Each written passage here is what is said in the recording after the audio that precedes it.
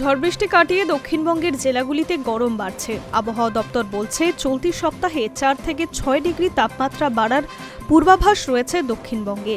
বিশেষত পশ্চিমের জেলাগুলিতে গরম আরও বাড়বে। সব মিলিয়ে ভ্যাপসা গরমে নাজেহাল হতে হবে সকলকে। কলকাতা, হাওড়া, হুগলি, দক্ষিণ চব্বিশ পরগনা, পূর্ব মেদিনীপুর, পশ্চিম মেদিনীপুর, ঝাড়গ্রাম, পুরুলিয়া, বাঁকুড়া, পশ্চিম বর্ধমান, বীরভূম সব জেলাতেই বাড়ন্ত তাপমাত্রার কারণে দুর্ভোগ বাড়বে। তার সাথে দোসর হবে আর্দ্রতাজনিত অস্বস্তি।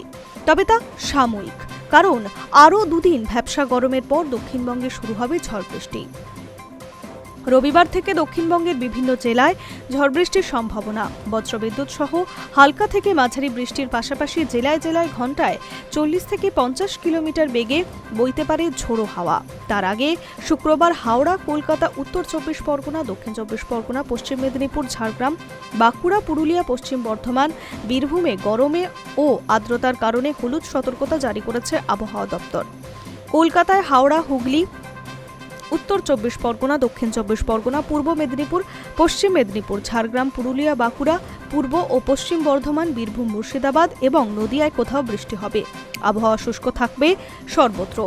উত্তরবঙ্গে ঝড় বৃষ্টি চলছে। আপাতত আবহাওয়া বেশ মনোরম।